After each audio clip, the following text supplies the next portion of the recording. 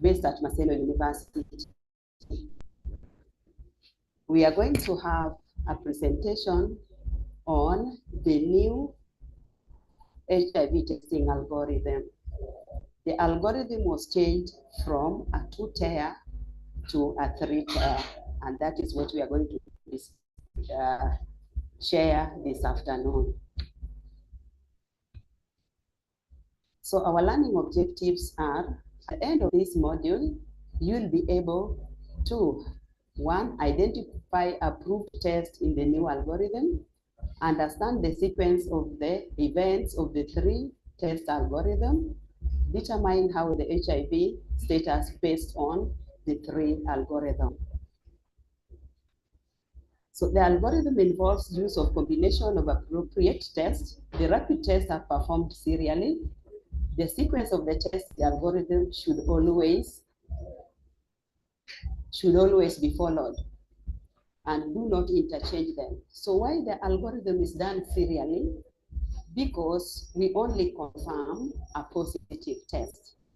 So once we want to know the HIV status of a client, we do a screening, and the screen negative and those who are positive.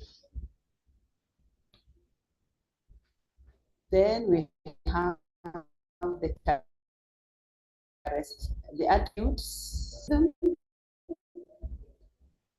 We have test 1, and the major attribute for test 1 to be used, it has a characteristics.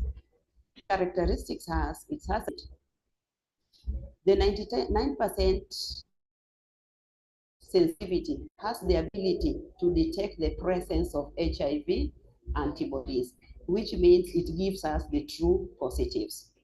Then test 2 has a characteristics, a specificity value of 98%. Having a specificity value of 98% translate, identify the absence of HIV antibodies. So it's giving us the true negatives. Test 3 has equivalent or greater than 98%. So it provides the predictive value for all, increasing the positive predictive value of the algorithm to 99, hence reducing the false positives. So the approved test, we have test name, the kit, and the purpose. So our test 1 is called Train Screen HIV. The purpose of the test is to screen all populations. Why do we screen all the population of 18 months and above using Train Screen? Because we are targeting the HIV antibody. But for those who are below 18 months, their antibodies are not fully developed. So if we use the screening test, we are going to screen for the mother's antibodies. Serologically, can also be used to test an infant in order to determine the status when the mother is unavailable. Like which scenario? When the mother died and the mother's status was not known. 2, when the mother has abandoned the child and we don't have the biological mother with the child.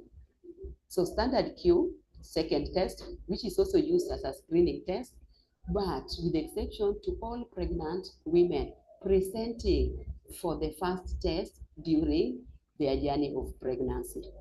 So the first contact will be the first time we are testing with the standard Q.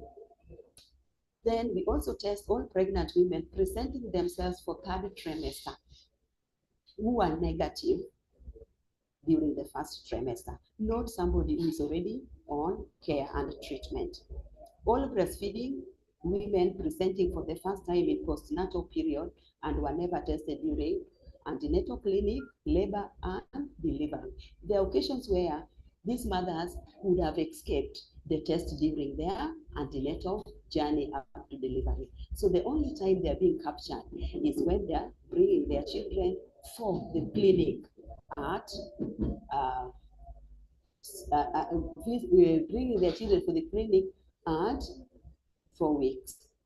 Partners accompanying pregnant women for the first time during ANC labor and delivery of postnatal. So if there is a partner, sex partner of a client who missed coming for the clinic, can be tested with the woman when the woman is brought during the delivery. But it's advisable they appear for the first visit, such that both of them will be tested using standard Q, which is a dual testing for both HIV and syphilis. Why do we test for both HIV and syphilis? In this scenario, we test for both HIV and syphilis because the two diseases are sexually transmitted. And that is an indication that there was no protection during the sex. So retesting for HIV, confirmatory tests. In the 3-tier, we have 2 confirmatory tests. The first confirmatory test is called, the first confirmatory test is called,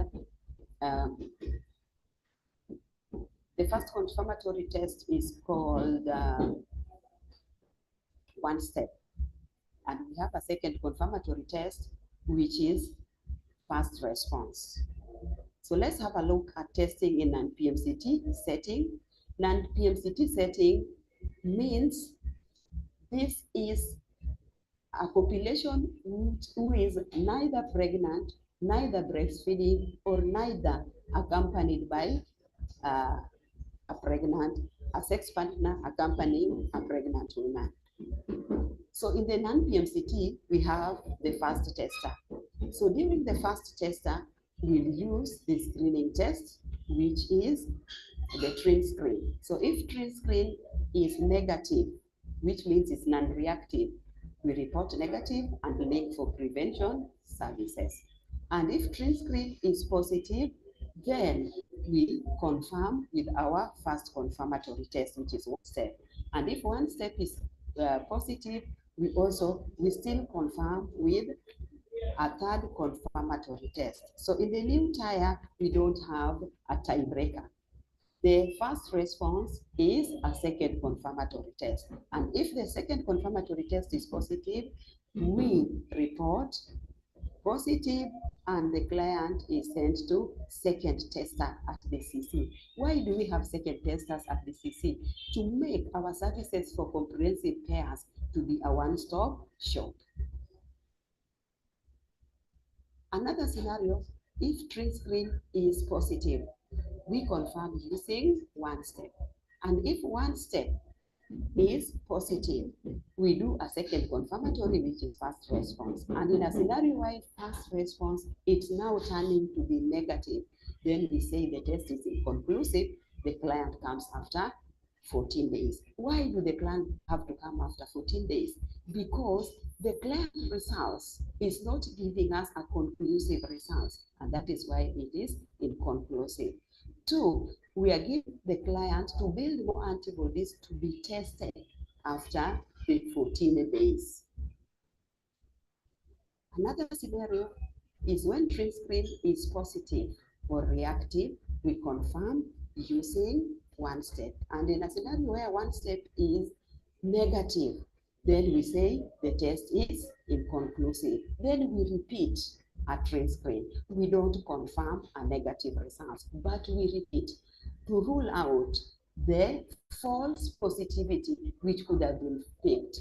2, we repeat to rule out any technical error which could have taken place during the testing due to the personnel. So once we repeat TrinScreen and get TrinScreen is negative, we report the test negative and the client is linked for preventive services. Then in a scenario whereby the TrinScreen is now reactive on repeat, we make the test to be, we call the test to be inconclusive. Why is it conclusive? Because the first TrinScreen was reactive. On confirmation, 1 step was non-reactive. So repeating the TrinScreen will get a reactive result. But that doesn't mean the client is reactive. We need to give the antibody built up and a retest after 14 days to confirm that the client is truly positive. So in a scenario whereby the client comes after 14 days and the client is still negative with the train screen, we treat that client to be negative and we retest after 3 months. So what can cause inconclusive results? Inconclusive is outcome, but it's not an HIV results. Why do I say that inconclusive is not an HIV result? Because the client doesn't have a result to go home with.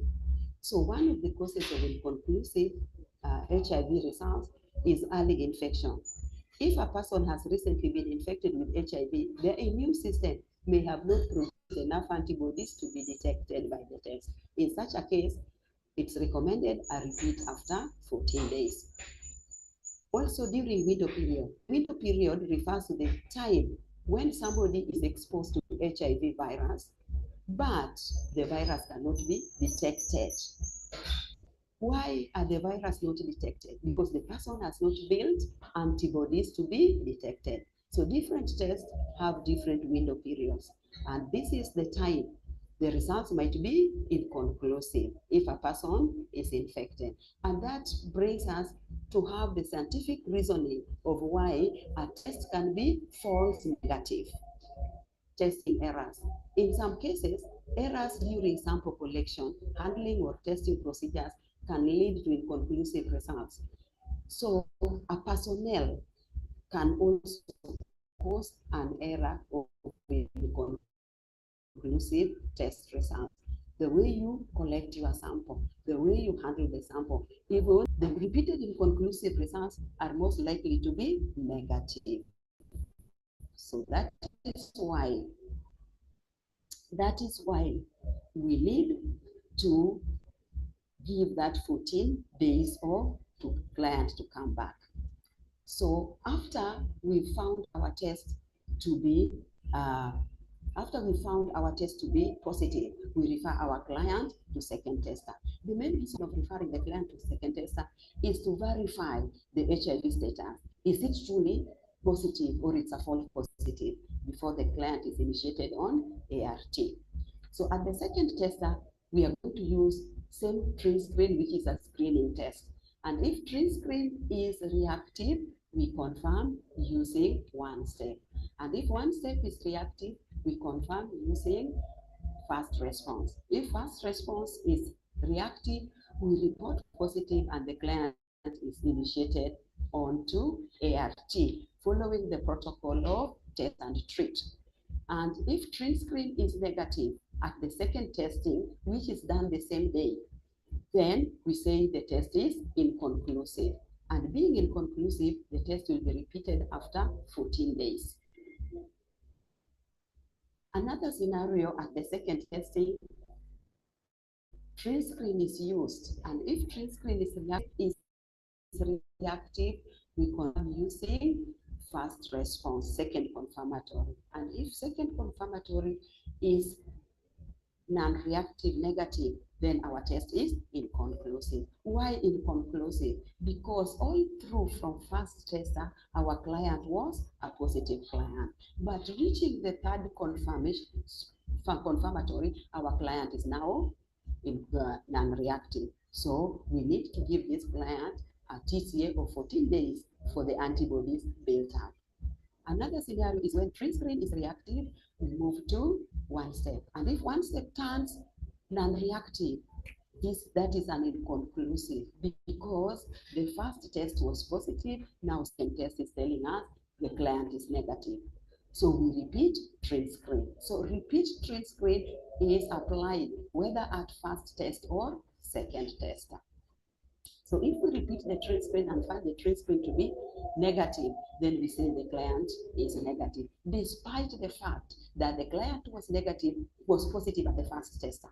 Why do we say that the client is negative despite the fact that the client was negative at the first test?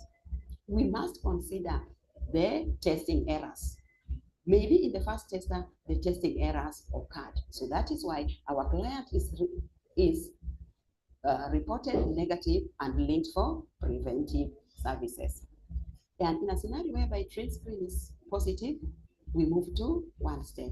And if one step is negative, we repeat train screen. And if we find train screen to be positive, that our test is inconclusive. Our client needs to come back after 14 days. And one thing we need to understand as scientists, HIV, we don't have emergency because the client needs to build enough antibodies to qualify the test to be positive.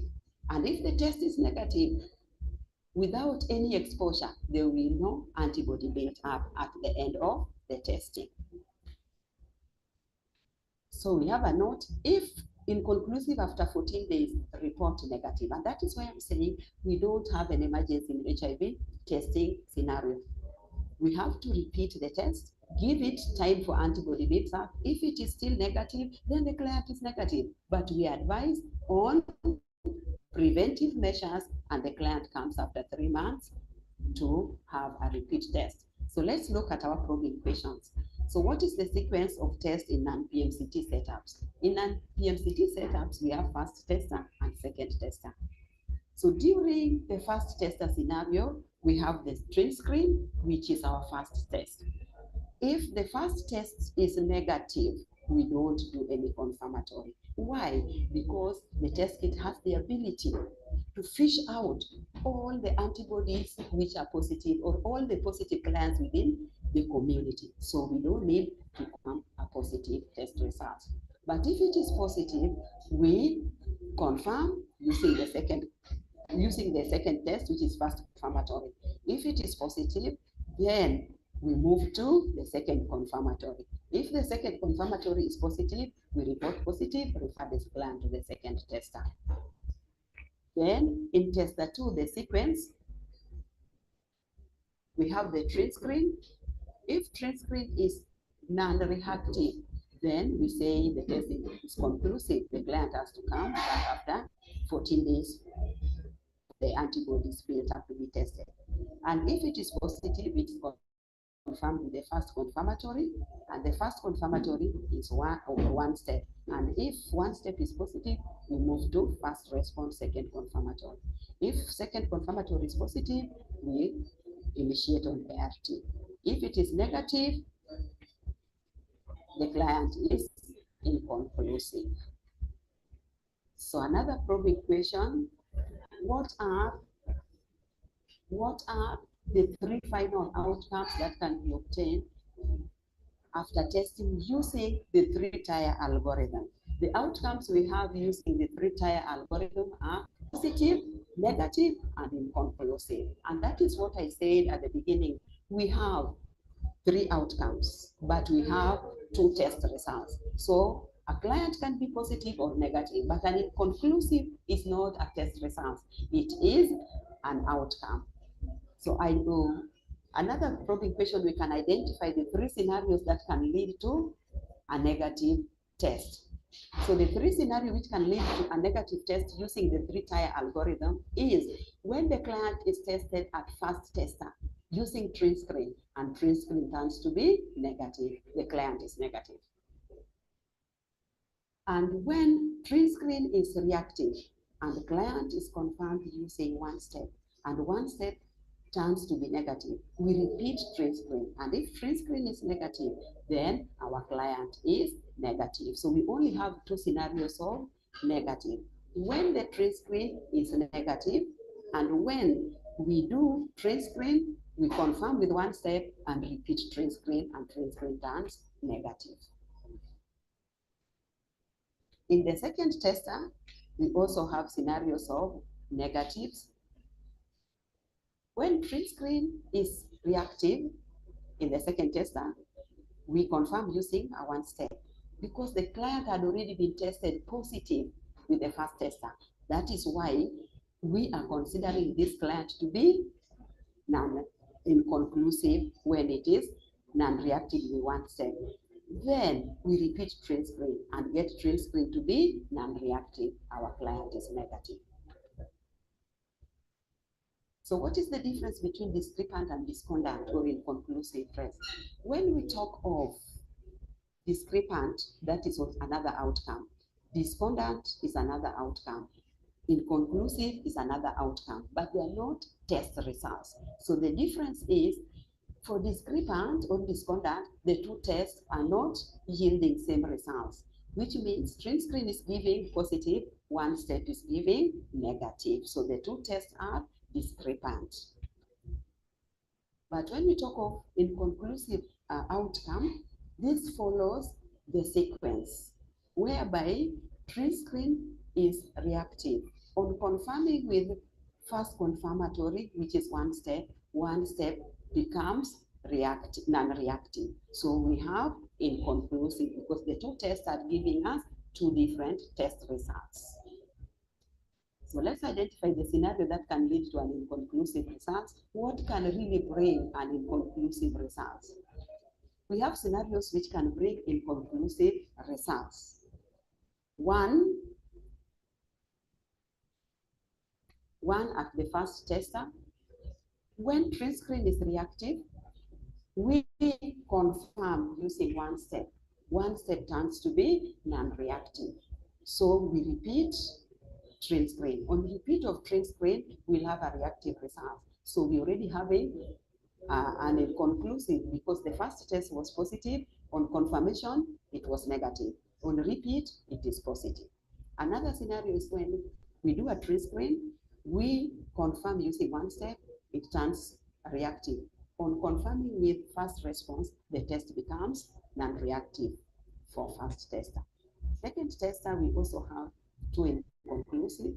When we screen with TrinScreen, the test becomes non-reactive. But in the first sequence, the test was all positive. Then another scenario is when TrinScreen turns reactive with first tester. On confirmation with the second test, it turns reactive. On further confirming with second confirmatory, we find it to be non-reactive. And all this, we give a TCA of 14 days, and if still negative, we give a TCA of 3 months. Probe equation. Tester 1 gets a conclusive positive result. On retesting for treatment, tester 2 gets first TrinScreens as non-reactive results. So what is the final status? The final status of the client is inconclusive because the 3 tests are not concluding. One is saying no. Can this client be initiated on treatment? No. Why? Because the client doesn't have a result, but the client have an outcome. So the client will come for a repeat test after 14 days. So what are some reasons for requesting the client to come back for 14 days? One, to give time for the antibody level to rise up such that they can be picked. Also, to increase the antibody levels concentration. A client returns for retesting after 14 days and gets the same inconclusive results. What happens? The client is considered negative and a retest after 3 months is done. Why negative? Because the client doesn't have a conclusive test results. The antibodies are not being depicted, which is our main aim of giving a positive test results.